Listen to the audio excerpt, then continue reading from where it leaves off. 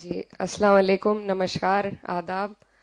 आज सबसे पहले मैं एपीसीआर और आईएमसीआर का शुक्रिया अदा करना चाहती हूँ कि आप लोगों ने इतने ज़हीन लोगों को यहाँ पर इकट्ठा किया और सबको अपनी बात रखने का और आगे जो रोड मैप है इस बेहद गंभीर विषय को लेके वो तय करने का हमें यहाँ पर मौका मिला है।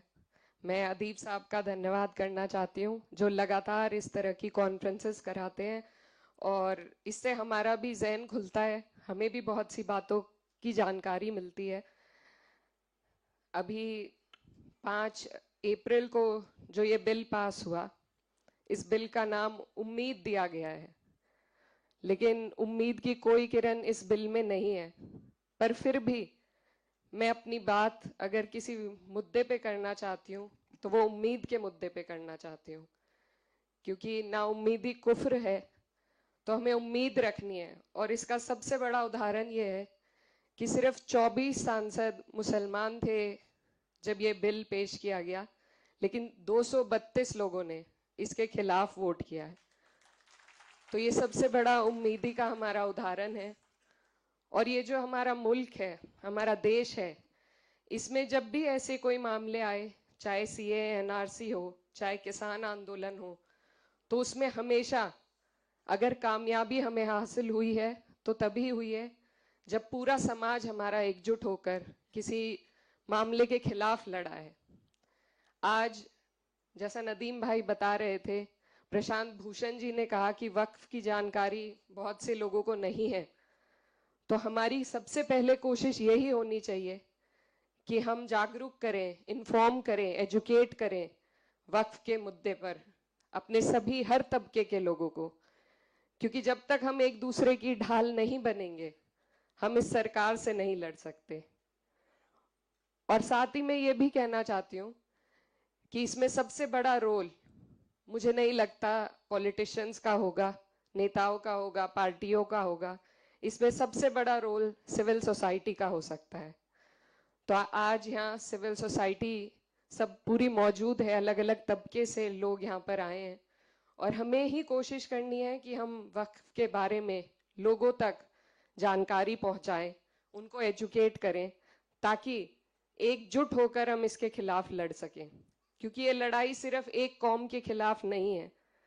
आज अगर इसमें मुसलमानों पर सबसे ज्यादा तीखा हमला हो रहा है, तो आगे और भी बहुत लोग हैं जिनके लिए ये सरकार अपने मंसूबे तैयार कर रही है।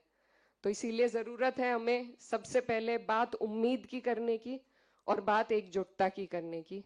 तो मेरी आप सब से यही गुजारिश है कि हम लोग संसद में खड़े होकर, हम सब ने, यहाँ सभी लोग जो बैठे हैं, सभी ने वक्फ के खिलाफ अपनी बात रखी। हम कामयाब नहीं हो सके क्योंकि हमारे पास नंबर्स नहीं थे, लेकिन ये लड़ाई अभी भी चल रही है, कोर्ट में चल रही है और मुझे उम्मीद है कि हमारा कोर्ट इंसाफ करेगा। अभी फैसला रिजर्व रखा गया है।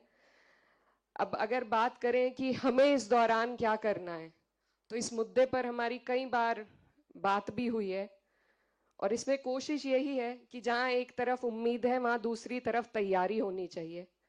क्योंकि ये जो सरकार का मंसूबा है, ये पूरे देश में एक एडमिनिस्ट्रेटिव केओस पैदा करने का है। जो छोटे छोटे जिले हैं, कस्बे हैं, सबसे पहले वहीं पर उन लोगों पर सबसे पहले ये परेशानी का पहाड़ टूटेगा जो शायद इसके कानून सही तरीके से नहीं जानते, नहीं समझते। तो मैं, क्योंकि यहाँ पर सभी जिम्मेदार लोग मौजूद हैं, सिर्फ ये कहना चाहती हूँ कि अगर हम कोशिश करें सिविल सोसाइटी के माध्यम से छोटे छोटे कस्बों में, छोटे जिलों में वक्त की जानकारी पहुंचाने की, तो मुझे लगता है उससे बहुत लोग हमारे साथ इस मुहिम में जुड़ेंगे।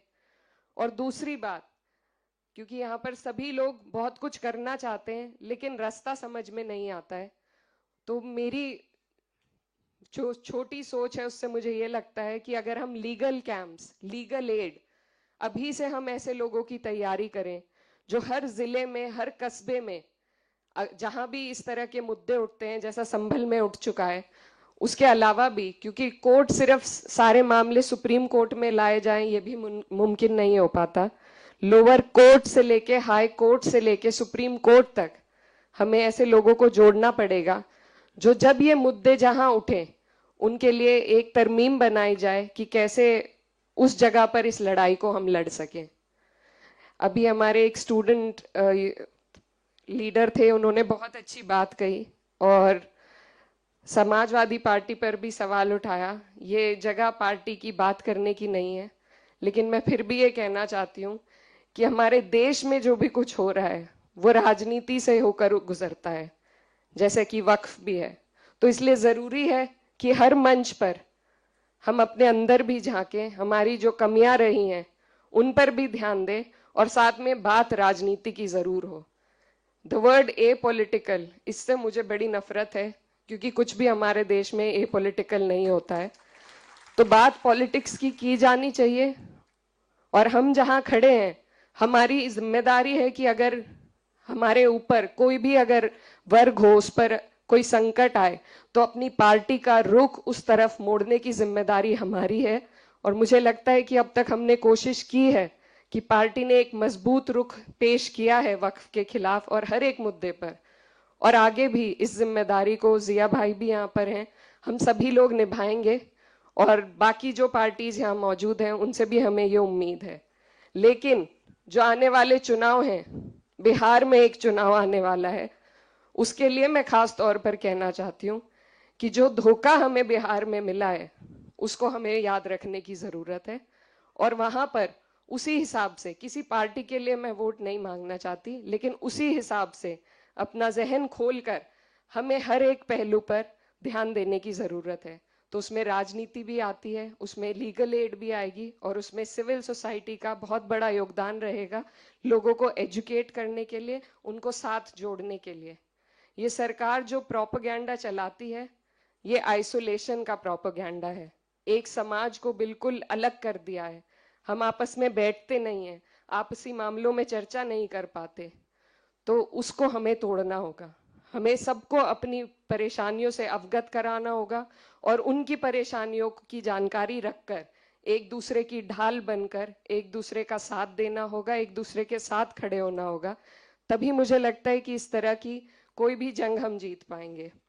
और साथ ही मैं ये भी कहना चाहती हूँ, अभी हाल फिलहाल में कुछ ऐसे मुल्क हमारे देश में हैं जिनमें जिनमें क्लियर कट, हमारे यहाँ तो फिर भी डेमोक्रेसी जिंदा है, लेकिन जहां पर बिल्कुल तानाशाही थी, जब वहां पर तख्ते पलट हो गए, तो यहाँ भी हमें उम्मीद है कि यहाँ पर हमारी जो डेमोक्रेसी है, जिसके सांस रोकने की कोशिश सरकार कर रही है, उसको आप और हम मिलकर मजबूत करेंगे। हमारी जो न्याय प्रणाली है उससे हमें उम्मीद है और उम्मीद को ही जगा कर रखना मुझे लगता है आज के दौर में सबसे ज्यादा जरूरी है।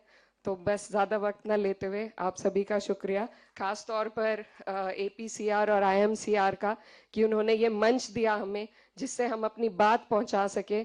और यही कोशिश करनी चाहिए कि ना सिर्फ दिल्ली में बल्कि जो छोटे शहर हैं हमारे, जहां सबसे ज्यादा जरूरत है लोगों को इस बारे में एजुकेट करने की, उस पर भी नदीम भाई और सब लोग मिलकर काम करेंगे। बहुत बहुत शुक्रिया, धन्यवाद। बहुत शुक्रिया।